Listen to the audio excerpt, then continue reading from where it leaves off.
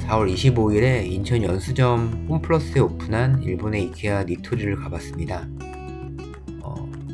이 인천 스퀘어원은 저도 이제 가끔 오는데요.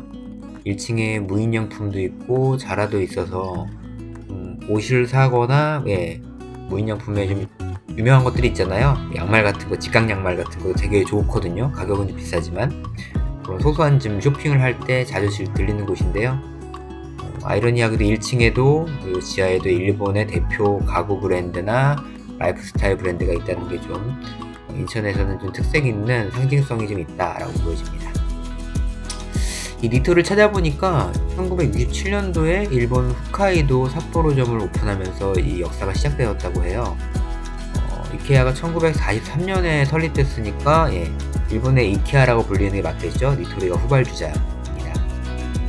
처음에 니토리 가구점이라는 이름으로 창업했다가 1986년도에 니토리라는 현재 이름으로 변경이 되었고요. 세계인에게 주거의 풍요로움을 제공한다는 철학을 가진 브랜드라고 합니다. 니토리는 일본 최초의 에어돔형 난고점을 오픈하면서 일본 가구 매장과 차별화를 줬는데요. 하나 흥미로운 사실은 미국에 진출한 이 니토리는 니토리라는 이름을 버리고 아키홈이라는 브랜드 네임으로 진출했다고 합니다. 현지에서 만들어지는 내수 브랜드가 이제 수출하게 될 경우에는 이렇게 좀 브랜드 네임이 살짝 바뀌어서 이제 진출되는 경우가 왕왕 있어요. 물론 니토리도 그런 사례인지는 모르겠지만요. 이렇게 수출형 이름이 바뀌는 비슷한 사례로 자동차 브랜드가 있거든요. 예를 들면 그 쉐보레, 그 윈스톰 아시죠? 지금 광고를 안 하고 아마 단종된 걸로 알고 있는데 그 윈스톰 같은 경우에 미국인가 해외에 출시되는 제품, 수출형 제품은 캡티바라는 이름으로 불렸습니다. 그리고 우리가 잘 아는 그 마티즈 같은 경우에도 같은 회사 이제 쉐보레로 이게 대우가 GM 대우화 되면서 쉐보레 스파크라고 불렸잖아요.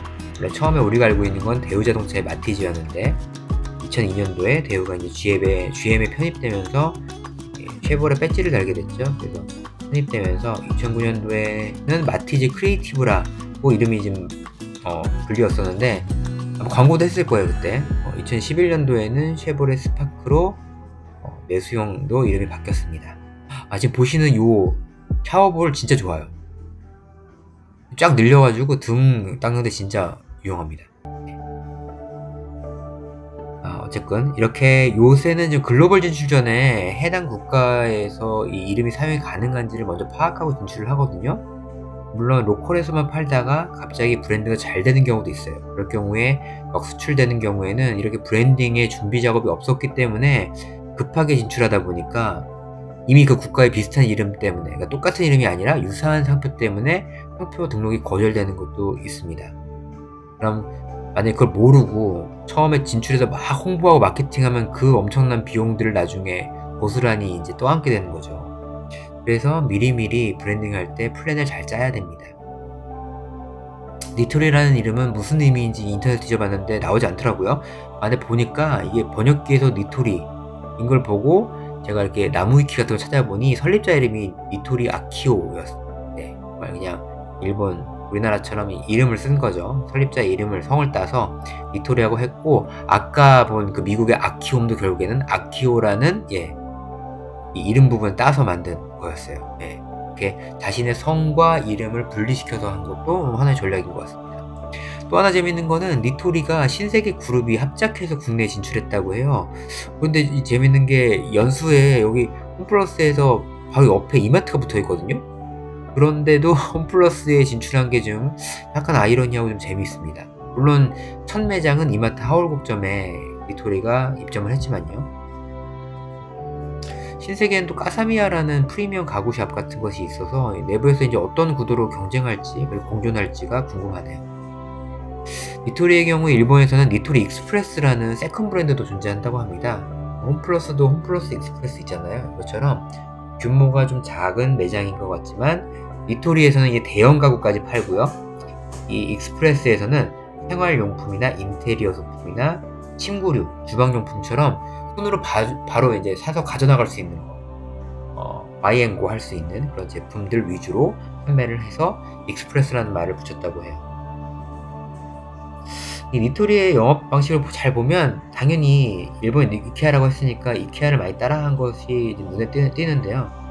재미있는 건 이케아도 원래는 대형 매장을 교회라는 모토를 갖고 있었는데 일본의 하라주쿠 같은 경우에는 반대로 소형 매장을 시내라는 컨셉으로 이케아 스토어나 이케아 샵이 만들어지고 있다고 합니다.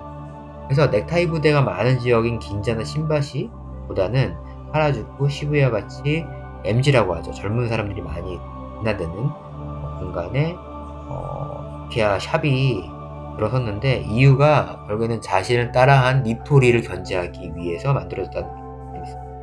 그래서 무지도 보면 무지 디너가 있는 것처럼 이 이케아 샵 같은 경우에는 1인을 정말 1인 가구를 표적으로 한 타겟으로 한 제품이나 또 간단한 식사거리도 구매할 수 있다고 해요. 여기서 실제 식사도 가능한데 핫도그 하나가 80엔, 우리나라 돈으로 한 8,900원 하는 거죠. 굉장히 싸죠.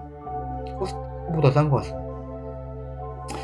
국내의 경우에 아직은 이케아가 이제 다 교외에 있잖아요. 대형 공간으로 자리하고 있는데 일본처럼 정말 강남 한복판, 홍대 한복판에 이케아 샵, 안테나 샵이 생기면 어떤 모습일지 그리고 소비자가 어떻게 반응할지가 좀 궁금합니다.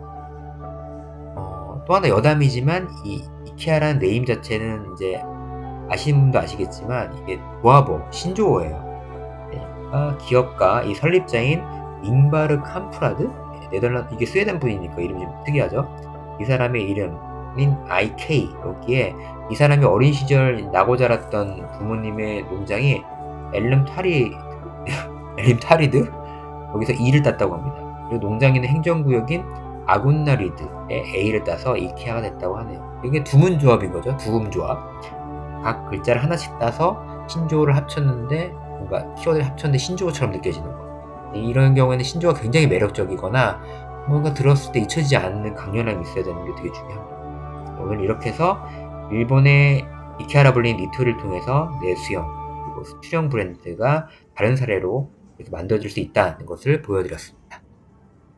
끝까지 봐주셔서 감사합니다.